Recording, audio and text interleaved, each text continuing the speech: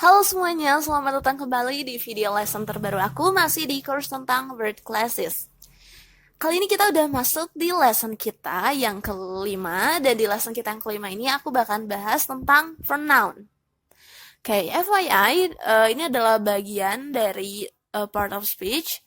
Dan sebelumnya aku udah jelasin beberapa part of speech kayak noun, verb, adjective, dan juga adverb di lesson-lesson sebelumnya. Jadi buat kalian yang baru nonton, boleh langsung aja ditonton di video-video sebelumnya kalau mau tahu juga tentang beberapa part of speech yang lainnya.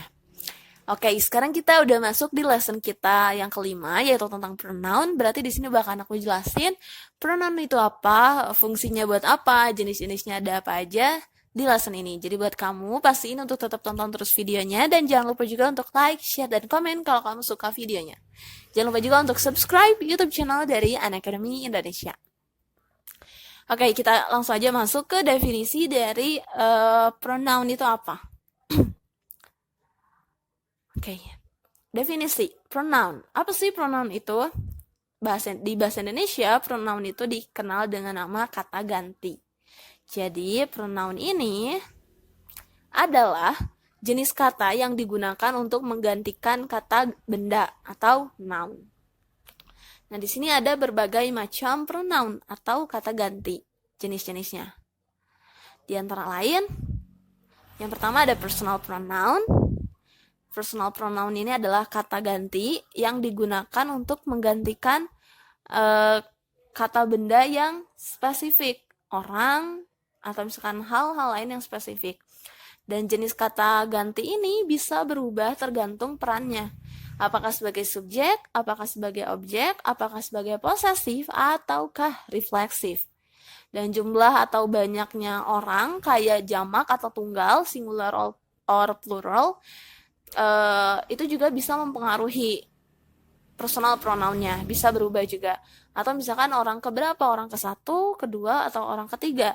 Dan bahkan jenis kelamin kayak male or female itu juga bisa memengaruhi perubahan dari personal pronoun. Tapi don't worry, karena sebenarnya nggak susah kok. Itu cuman label aja. Sebenarnya nggak susah. Nah, coba kita lihat ya contohnya. Nah, ini di tabel ini.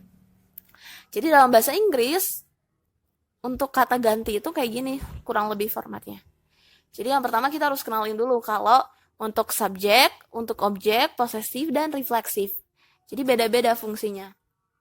Untuk subjek, untuk objek, untuk posesif, atau untuk refleksif. Jadinya kata ganti ketika kita akan menyebut sesuatu sebagai subjek dan sebagai objek itu pasti sangat berbeda. Akan berbeda kata gantinya. Jadi nggak sama. Nah, oke, sekarang coba kita mulai dibuka sedikit-sedikit dari mulai yang singular.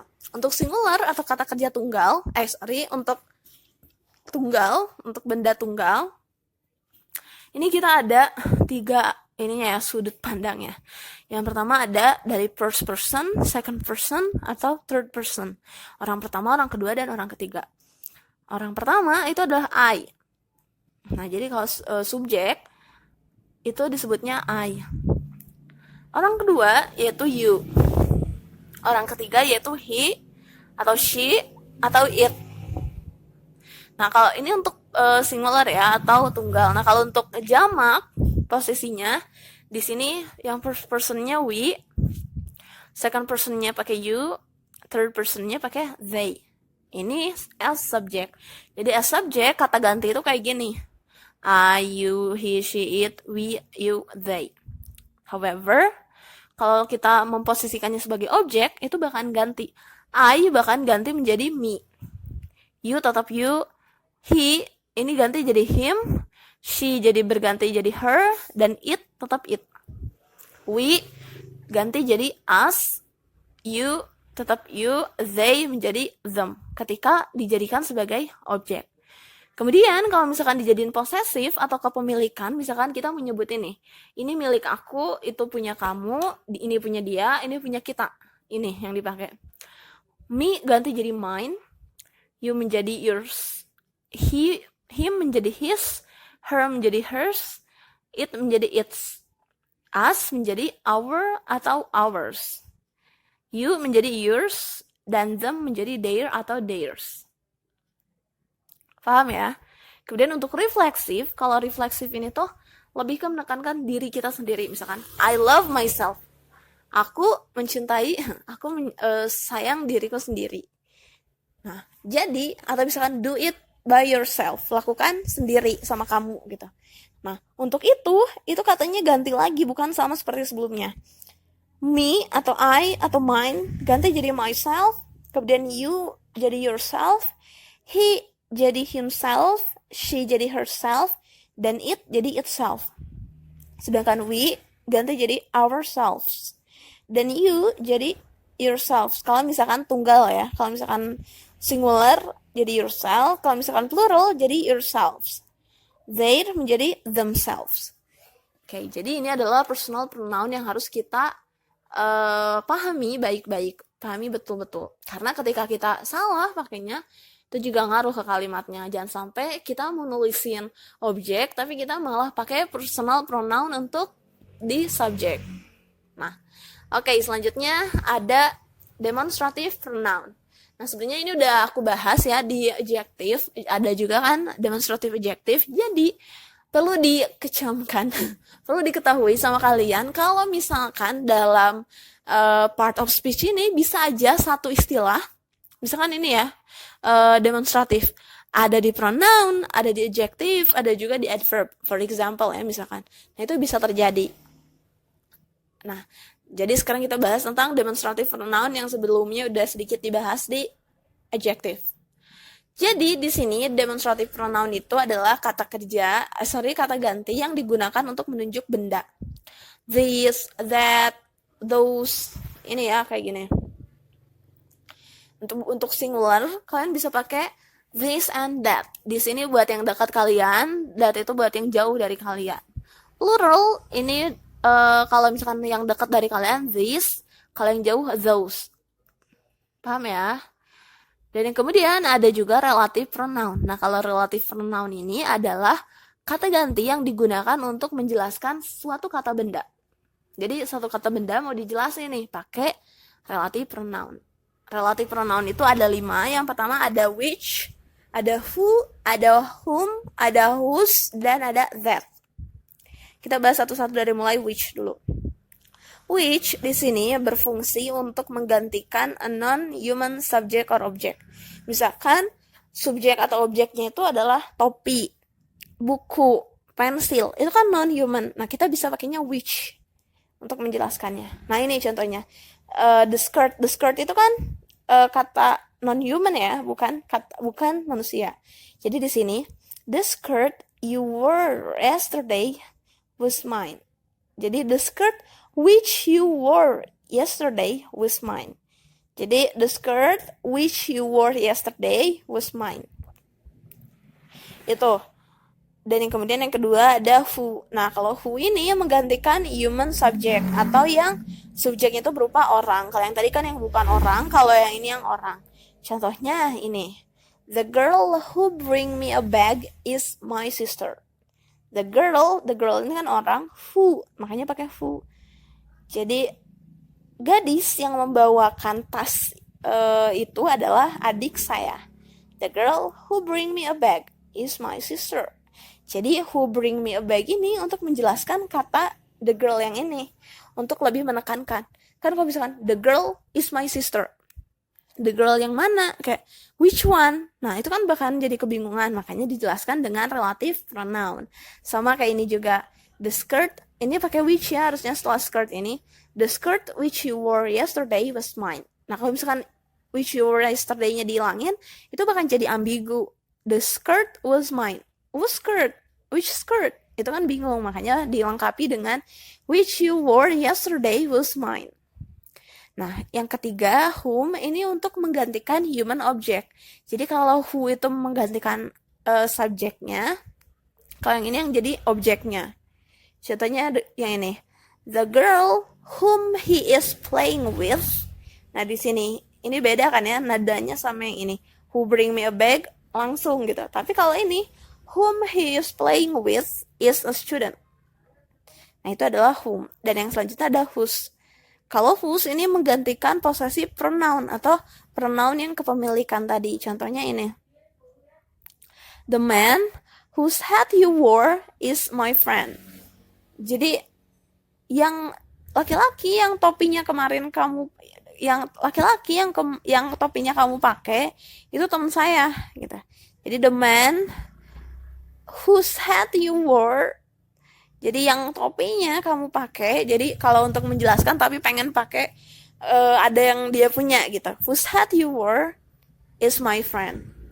Nah, kalau yang itu yang whose, dan yang terakhir ada that. Nah, kalau that ini lebih umum. Ini bisa serve the same function as who, which, and whom.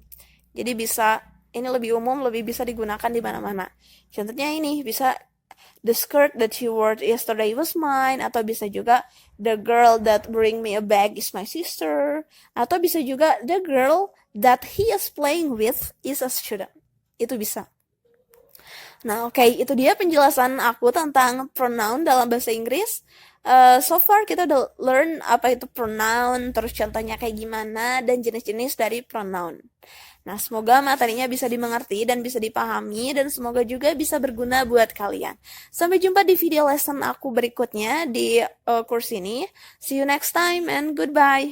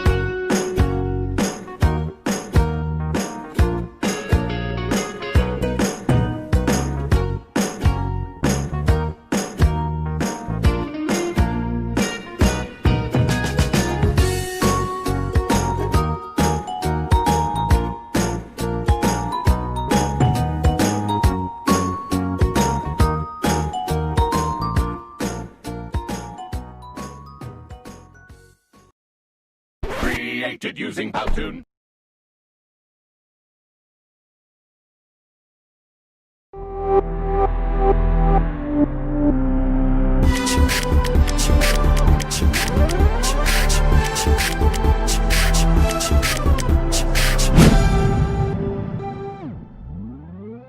Hi everyone, welcome back again to our channel Kampung English LC in T2 Teaching Tutorial Program with me, Miss Vika.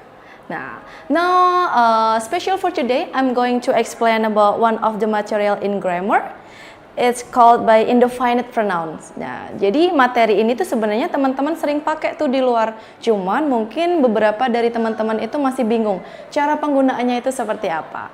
Oke, langsung aja nih. Indefinite pronouns. Indefinite pronouns itu apa sih? Definisi dari indefinite pronoun itu apa? Nah, indefinite pronoun itu mempunyai fungsi menggantikan benda yang tidak jelas. Jadi dia itu punya fungsi untuk menggantikan semua benda yang tidak jelas.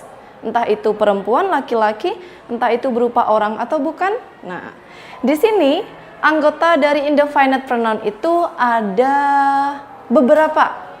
Someone, everyone, anyone, no one. Dan ini juga berlaku untuk yang berakhiran body dan thing. Seperti someone, somebody, something. Everyone, everybody, everything. Dan lanjut sampai ke no one, nobody, and nothing. Oke, nah dari semua anggota-anggota indefinite pronoun ini, mereka semuanya memiliki arti yang sama. Dari seseorang, setiap orang, tak seorang pun, dan juga seseorang ini, mereka punya arti yang sama. Dan jangan lupa, semua anggota indefinite pronoun selalu dianggap tunggal.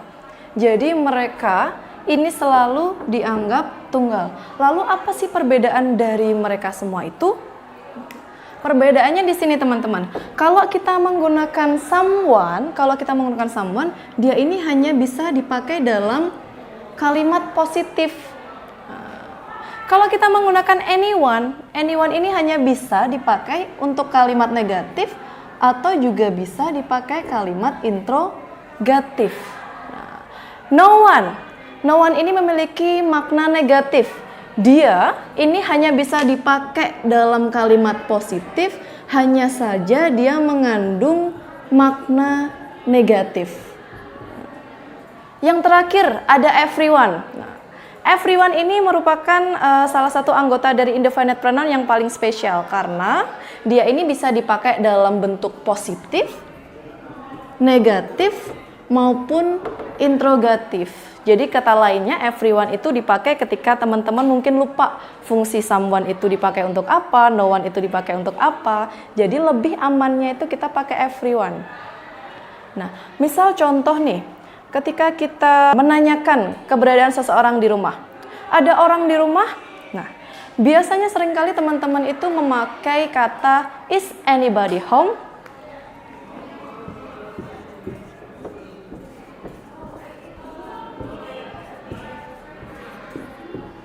Kenapa sih kita harus pakai anybody? Nah, lihat lagi ke fungsi awalnya. Anybody, dia ini memiliki fungsi negatif, bisa dimasukkan dalam kalimat negatif, dan juga bisa dimasukkan dalam kalimat interrogatif. Jadi, ketika teman-teman bertanya, apakah ada seseorang di rumah, teman-teman bisa memakai anybody. Nah, boleh tidak kalau kita pakai everybody? Boleh. Tapi everybody itu hanya dipakai ketika kita lupa tentang fungsi dari satu-satu anggota indefinite pronoun. Jadi everybody, everyone, everything itu adalah pilihan kedua. Ketika kita ingat fungsinya masing-masing, kita harus tetap kembali ke kalau tidak nobody, anybody, ya somebody. Oke, sekarang kita langsung masuk ke contohnya ya. Nah, ketika ada sebuah kalimat nih, wants to eat. Ingin makan, kita pakai simple aja kalimatnya. Nah, di sini ada kata wants diikuti s karena ingat sekali lagi semua anggota indefinite pronoun ini dianggap tunggal. Nah, ada kata wants to eat.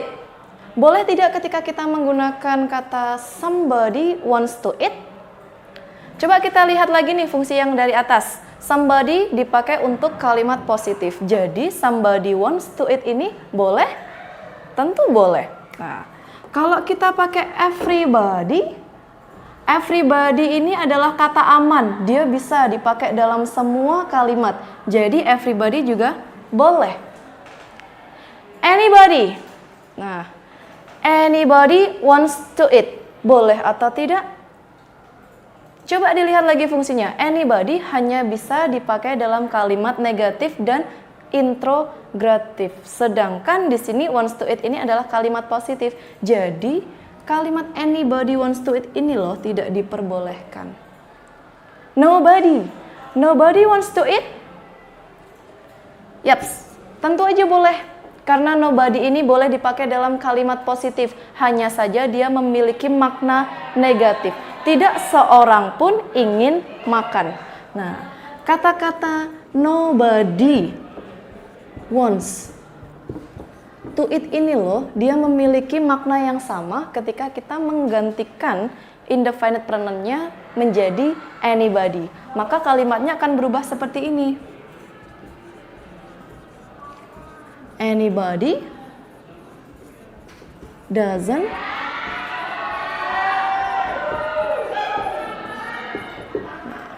maka kalimatnya akan berubah menjadi anybody doesn't want to eat. Nah, nobody wants to eat dan anybody doesn't want to eat. Inilah mereka memiliki makna yang sama. Jadi kesimpulannya ingat sekali lagi, anybody tidak bisa dipakai dalam kalimat positif. Dia hanya bisa dipakai dalam kalimat negatif dan juga interrogatif. Okay guys, that's all the explanation about indefinite pronouns. So don't forget to like, subscribe, and share this video. If you have any question or request, please comment below. See you in the next video. Bye. Oke, nanti buat teman-teman yang mau belajar bahasa Inggris, ingat belajar bahasa Inggris hanya di Kampung Inggris Elsie.